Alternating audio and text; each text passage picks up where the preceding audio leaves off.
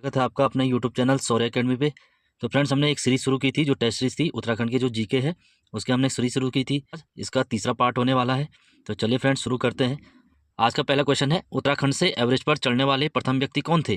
देखिए फ्रेंड्स, जो एवरेस्ट पर चढ़ने वाले पहले व्यक्ति थे उत्तरकाशी के हरिश्चंद्र सिंह रावत थे। तो ऑप्शन डी सही उत्तर हो जाएगा। और ये जो एवरेस्ट पर चढ़े थे कब चढ़े थे? 1965 1965 में चढ़े थे। और 1965 में ही इन्हें पद्मश्री पुरस्कार से नवाजा गया था। इन्हें पद्मश्री कब दिया गया? 1965 में। अगला क्वेश्चन है, निम्नलिखित में से सही सुमेलित युग्म का चयन कीजिए। तो सही सुमेलित देखना है कौन सा है। ऋषिकेश मनसा देवी मंदिर, ये गलत हो जाएगा। मनसा देवी मंदिर हरिद्वार में है। अगला है कौसानी अनासक्ति आश्रम, बिल्कुल सही है। अनासक्ति आश्रम कौसानी में है। तीसरा है जोशीमठ लक्ष्मी आश्रम, ये भी गलत हो जाएगा। लक्ष्मी आश्रम कहाँ है? अल्मोड़ा के अंदर है। अल्मोड़ा में है लक्ष्मी आश्रम। चंपावत मुगलगढ़ी, ये भी सही है। मुगलगढ़ी चंपावत के अंदर है। तो इसका सही उत्तर हो जाएगा 2 और 4। तो 2 और 4 किस ऑप्शन में है? Option number B. तो बी आंसर इसका सही हो जाएगा। अगला प्रश्न है, दारुहद्रिका और जरिस्क किस औषधि के अन्य नाम है, या फिर किसको कहा जाता है? तो दारुहद्रिका या जरिस्क कहते हैं किसको? ऑप्शन सी सही उत्तर हो जाएगा, किल्मोड़ा। अगर भैंकल की बात करें, ये गठिया रोग में उपचार में लाया जाता है। ब्राह्मी एक बुद्धिवर्धक पौधा है। अगला प्रश्न है, जिलेवार जड़ी बूटियों के संग्रहण के लिए भेषज सहकारी संघ की स्थापना कब हुई? तो भेषज सहकारी संघ की स्थापना हुई थी 1980। ऑप्शन बी सही उत्तर हो जाएगा। अगर ऑप्शन सी की बात करें 1989, तो उपसर में जड़ी बूटी शोध संस्थान की स्थापना हुई थी 1989, इसी के तहत हुई थी। अगला प्रश्न है, उष्ण कटिबंधीय शुष्क वन कितने मीटर की ऊंचाई पर पाए जाते हैं? देखिए फ्रेंड, उष्ण होता है गर्म, जो गर्म कटिबंध के जो सूखे वन हैं वो कितने मीटर की ऊंचाई पर पाए जाते हैं? तो इसका सही उत्तर हो जाएगा ऑप्शन बी 1500 मीटर की नीचे, यानी कि 1500 मीटर की जो ऊंचाई है उससे नीचे जो वन होंगे उनको कह सकते हैं उष्ण कटिबंधीय शुष्क वन। अगला प्रश्न है, सुमेलित नहीं है, कौन सा सुमेलित नहीं है? पुनाड़, रुद्रप्रयाग, बिल्कुल सही है। रुद्रप्रयाग का पुराना नाम पुनाड़ और रुद्रावर्त है। उत्तर का काशी विभांडेश्वर, ये भी बिल्कुल सही हो जाएगा। उत्तर का वाराणसी बागेश्वर, ये भी सही हो जाएगा। पर्यटकों की नगरी मसूरी, ये गलत हो जाएगा। पर्यटकों की नगरी कौन है? रानीखेत है। रानीखेत को बोलते हैं पर्यटकों की नगरी। नेक्स्ट क्वेश्चन है, किस ग्रंथ में फूलों की घाटी को नंदनकानन कहा गया है? तो नंदनकानन किस में कहा गया है? तो केदारखंड में। केदारखंड किसका पार्ट है? तो स्कंद पुराण है। तो यानी स्कंद पुराण में क्या कहा गया है? नंदनकानन। अगर मेघदूत में देखें तो मेघदूत में कालिदास जी ने फूलों की घाटी को कहा है अलका। अलका किसके लिए प्रयोग हुआ है? तो फूलों की घाटी के लिए। किसने कहा है? मेघदूत में कहा है, कालिदास जी द्वारा कहा गया है। नेक्स्ट क्वेश्चन है, अल्मोड़ा के लक्ष्मेश्वर में बागान किसके द्वारा लगाए गए? अल्मोड़ा का जो लक्ष्मेश्वर है वहाँ बागान लगाए गए थे, किसने लगाए थे? फॉकनर। ऑप्शन डी सही उत्तर हो जाएगा, फॉकनर।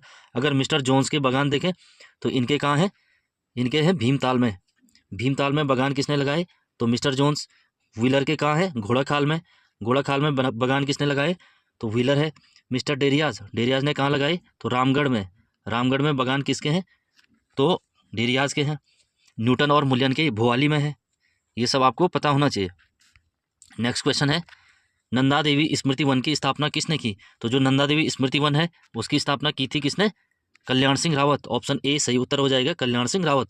और कब की थी? सन 2000 में। सन 2000 में नंदा देवी स्मृति वन की स्थापना कहाँ पर की? तो नोटी। तो नोटी कहाँ है? चमोली में है। तो चमोली के अंदर की है, नोटी में। अनिल प्रकाश जोशी ने हैस्को की स्थापना की थी। हैस्को। तो हैस्को की स्थापना कब की? 1979 में। और इसका हेडक्वार्टर देहरादून है। 1979 में हैस्को की स्थापना अनिल प्रकाश जोशी। अगला प्रश्न है, क्यार्क का सूर्य मंदिर कहाँ स्थित है? तो क्यार्क का सूर्य मंदिर कहाँ है? तो ये पौड़ी के अंदर है। ऑप्शन सी सही उत्तर हो जाएगा। उत्तराखंड में बहुत सारे सूर्य मंदिर है जिसमें से क्यार्क एक है। जैसे पिथौरागढ़ में मढ़ का सूर्य मंदिर है।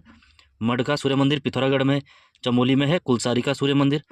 कुलसारी का सूर्य मंदिर चमोली में है। उत्तरकाशी में मंजियाली का सूर्य मंदिर है। मंजियाली। तो मंजियाली का सूर्य मंदिर कहाँ है? वो उत्तरकाशी के अंदर हो जाएगा। ऐसे बहुत सारे सूर्य मंदिर है। चंपावत के अंदर रमक का सूर्य मंदिर है। खेतीकान सूर्य मंदिर है। तो इस टाइप से बहुत सारे हैं। नेक्स्ट प्रश्न है, कत्यूरी काल में भागीरथी और यमुना के बीच का क्षेत्र किस विषय के नाम से जाना जाता था? तो इसका सही उत्तर हो जाएगा ऑप्शन ए ऐशाल विषय। देखिए फ्रेंड, विषय होता क्या है? कत्यूरियों का जब शासन था उत्तराखंड के अंदर तो ये जिलों को बोलते थे विषय। तो इनके प्रमुख 4 जिले थे, 4 विषय थे जो बांटे गए थे।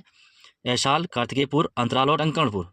ये टंकणपुर है, ये यमुना है और ये भागीरथी है। तो इनके बीच ऐसाल था। और भागीरथी से लेकर अलकनंदा के बीच, इनके बीच कौन सा था? अंतराल। और अलकनंदा से लेकर गोमती या फिर पश्चिमी रामगंगा, तो यहाँ था टंकणपुर। टंकणपुर, और जोशीमठ से लेकर बैजनाथ तक था कार्तिकेयपुर। तो 4 जिले थे इनके, ये आपको पता होना चाहिए। नेक्स्ट प्रश्न है, उत्तराखंड का काष्ठ और शिल्प किसकी पुस्तक है? तो ये सही उत्तर हो जाएगा इसका ऑप्शन ए, किशोरीलाल वैद्य। तो किशोरीलाल वैद्य की पुस्तक है उत्तराखंड का काष्ठ और शिल्प। नेक्स्ट प्रश्न है, Uttarakhand defence institute of work study कहाँ स्थित है? तो ये कहाँ स्थित है? इसका सही उत्तर हो जाएगा option B, Mussoorie. Uttarakhand defence institute of work study कहाँ है? मसूरी के अंदर है। नेक्स्ट प्रश्न है, कस्तूरी मृग कितने मीटर की ऊंचाई पर पाए जाते हैं?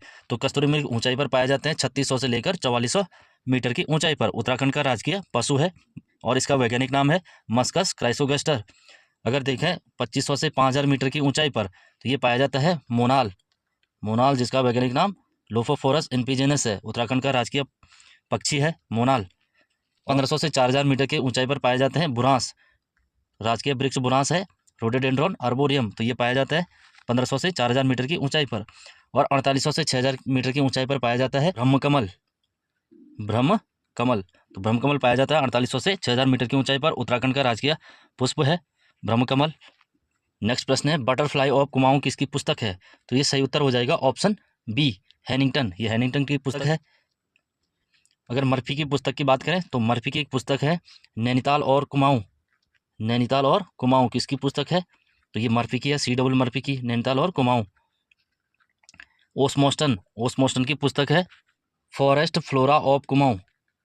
फॉरेस्ट फ्लोरा ऑफ कुमाऊं, ये किसकी पुस्तक है? ओसमोस्टन की है। हरगोविंद पंत की एक पुस्तक है forest problem on Kumaon. Forest problem on Kumaon, वो किसकी है? हरगोविंद पंत। नेक्स्ट प्रश्न है, पहला पंवार शासक कौन था जिसका चित्र प्राप्त हुआ? तो सबसे पहले किसका चित्र प्राप्त हुआ? तो ऑप्शन ए सही उत्तर हो जाएगा श्यामशाह। श्यामशाह का सबसे पहले चित्र प्राप्त हुआ है। फतेहपति शाह, तो इस सबसे पहले घोड़े पर किसका चित्र प्राप्त हुआ? तो घोड़े पर बैठे हुए चित्र प्राप्त हुआ फतेहपति शाह, और उस पर इनकी उम्र लिखी है कितना? 33 वर्ष। 33 वर्ष की उम्र में इनका घोड़े पर चित्र प्राप्त होता है, जिस कारण इनको बोलते हैं गढ़वाल का शिवाजी। नेक्स्ट प्रश्न है, उत्तराखंड में ऊंचाई के बढ़ते क्रम में पाए जाने वाले वृक्षों का सही क्रम चुनिए। यानी कि जो सबसे नीचे फिर सबसे अंत में आएगा, जो सबसे ऊंचाई पर पाया जाता है। तो इसका सही उत्तर हो जाएगा सागौन, बांज, देवदार, चीड़, ऑप्शन बी। सबसे नीचे साल, सागौन होता है, फिर बांज होता है, फिर देवदार होता है, और सबसे ऊंचाई पर चीड़ होता है। तो बी सही उत्तर हो जाएगा। अगला प्रश्न है, निम्नलिखित में से कौन सा स्थान कैलाश मानसरोवर से सबसे कम दूरी पर है? तो जो कैलाश मानसरोवर यात्रा होती है वो दिल्ली से कैलाश तक की होती है, लगभग 850 किलोमीटर की होती है। तो ये उत्तराखंड से होते हुए जाती है। तो कैलाश मानसरोवर यात्रा से सबसे कम दूरी पर कौन सा है? तो इसका सही उत्तर हो जाएगा ऑप्शन डी, तवाघाट। तवाघाट पिथौरागढ़ के अंदर है। नारायण आश्रम भी पिथौरागढ़ में है, मायावती आश्रम चंपावत में है, और अनासक्ति आश्रम कौसानी में है। अगला प्रश्न है, निम्न में से किस जनजाति के लोग मैथिली, अवधी, भावरी, नेपाली और मिश्रित पहाड़ी आदि बोलियां बोलते हैं? तो ये सारी बोलियां बोलते हैं कौन? थारू जनजाति के लोग बोलते हैं।